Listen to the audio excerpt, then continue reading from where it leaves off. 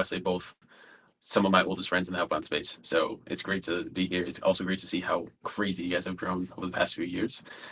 Like Enoch said, I am in a completely different space from you guys, probably a complete 180 from your typical target market, which I think is great. Having a little bit of differences is how I tend to learn so much from both of you guys, and I hope that this can be the same for you today too. So with that being said, I know you have a huge team.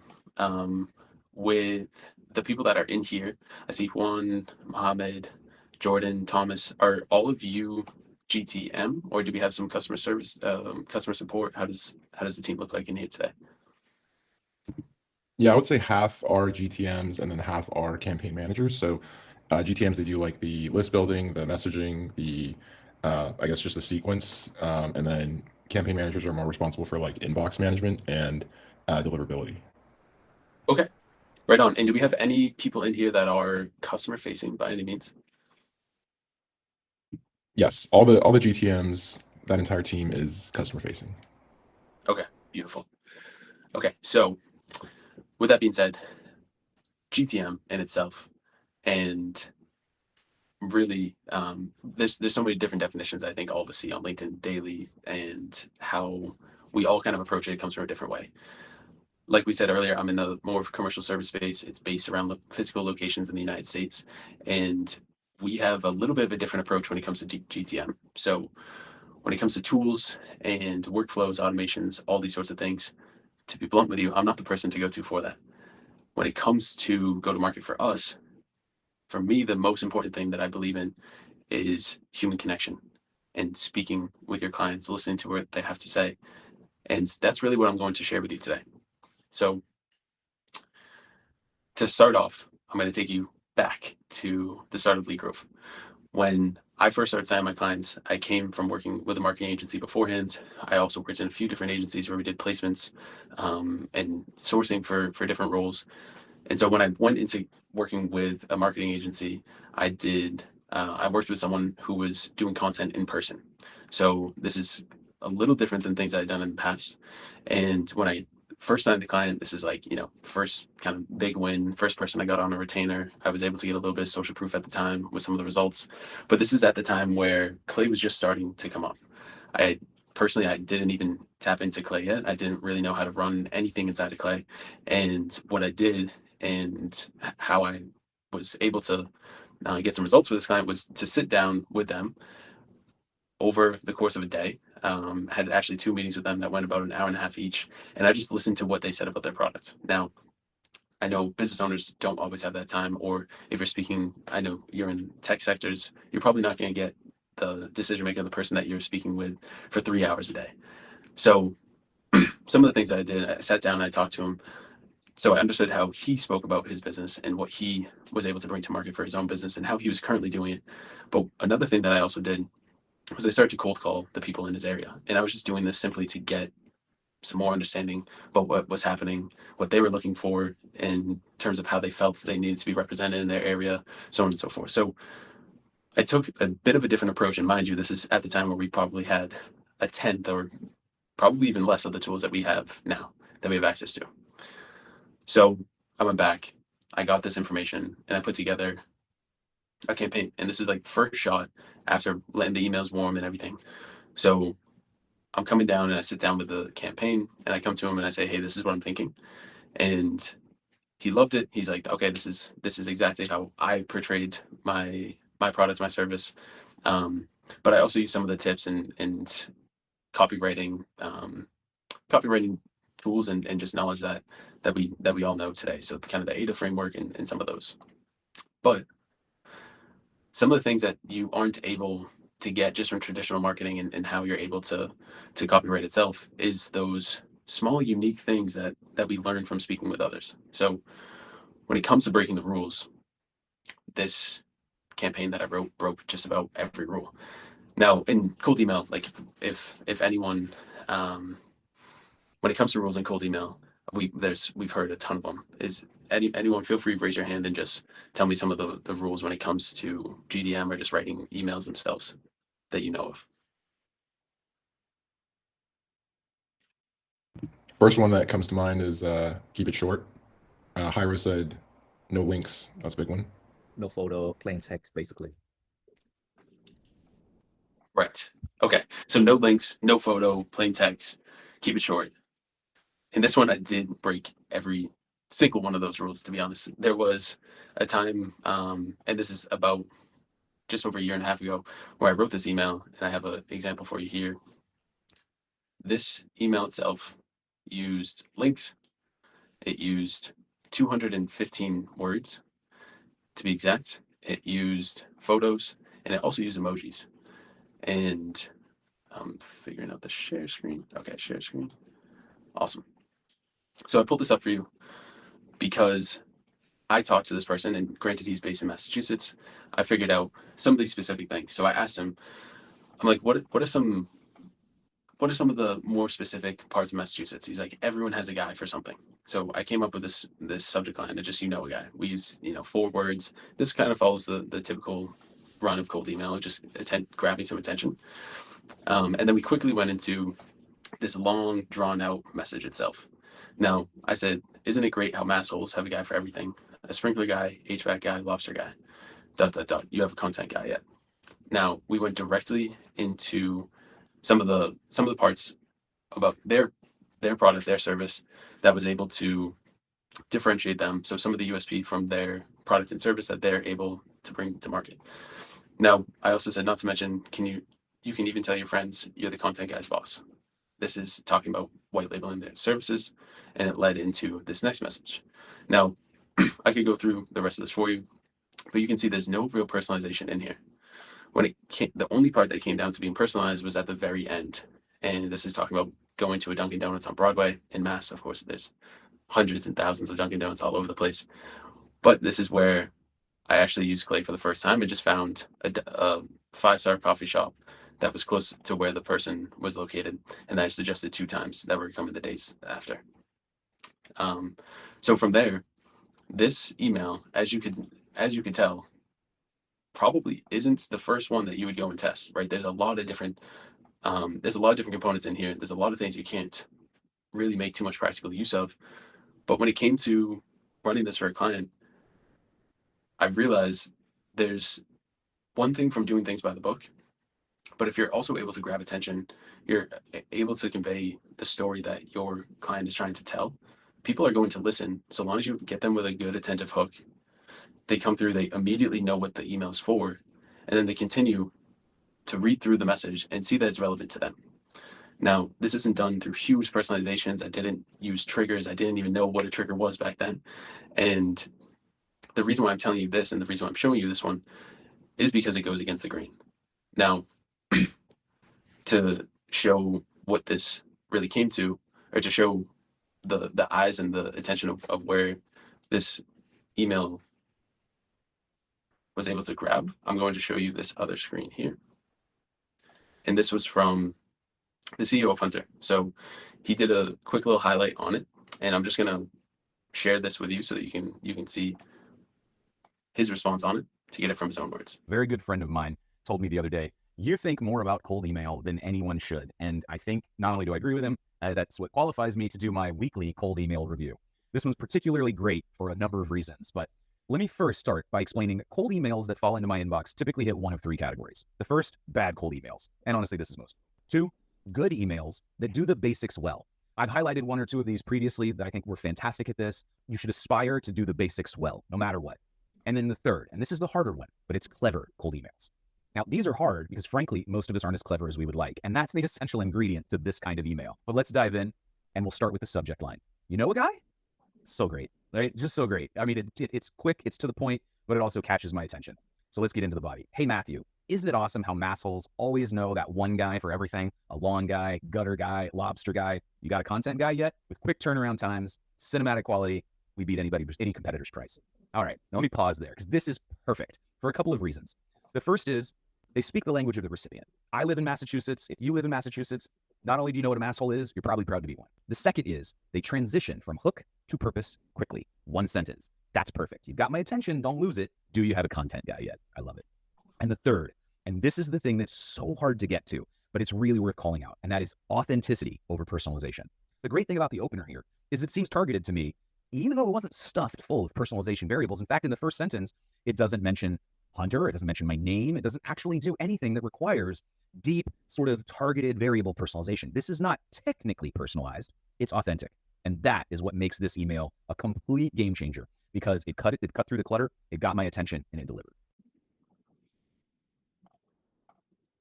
Okay, so as you can see, this is kind of how it feels on the other end when you receive an email that comes to you that is not, it's not overly personalized, but it's authentic. And the piece that I really took home from Matt, and I had conversations with him afterwards, we were able to get little partnership with Hunter and some of these other small things, which is great because they're in our space. But the real thing that I took away from Matt was that he just felt heard and understood as the person who's on the other end of this email, which a lot of the times, I'm sure you all get cold emails. I know I get hundreds of them every week. And that's what a lot of them are missing, is the authenticity. Now, authenticity is something that I have it's a core pillar inside of Lead Growth. When it comes to how we communicate with clients, when it comes to how we act and how we operate as an agency, it is number one. And this shows in copywriting, this shows in how we speak and we handle with clients, and then also their own prospects. So when it comes to authenticity, to transition into this next part that I feel is one of the ways that we're able to be a little competitive in the market, and something that I hear constantly from our clients, and this is just how I know if we are doing things right or wrong, is when you get constant feedback from clients that they feel like they are heard. Now, instead of just hitting numbers, it's about making these people who invest their money in you, who trust you to bring their product and service to market, that they also feel that bit of trust, that reciprocity, that they feel like their money is going into a place where they're not only going to get the numbers, which I know Cymate does, but they also have that bond and that connection with the agency. Because if you can kind of imagine being on the other end of things, I've invested in marketing for Lead Growth. We do all of our own outbound. We do cold calling and cold email, and we do LinkedIn internally. But I've also invested in some other marketing experiences in the past for this company and in the past. One of the things that is so common that I hear from our clients and that I also experience is that it's very transactional in the world that we live in right now. One way that you're able to break that is through authenticity. So what we do is every time we have a client that comes on board, we have an onboarding call with them. We introduce our team, we talk to their team, we make sure everyone in there is a part of the conversation, is engaged. We have one tab open. We have that one tab kind of policy, unless we're pulling out important things for the onboarding call itself, but a one tab policy where we put all of our focus into the person that's right in front of us. And that, as we continue to move into a world where we're more automated, workflows are coming out, there's N8N and all these things that are coming out that kind of strips away that human experience. This is one way we're able to really hone it in, and in the most important part, when we first make this contact with people.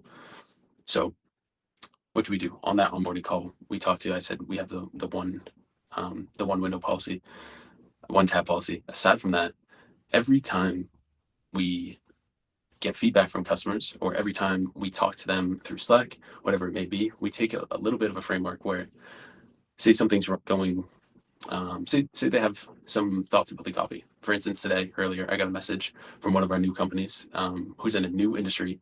It's commercial painting that we have a few customers in, but it's still pretty new to us.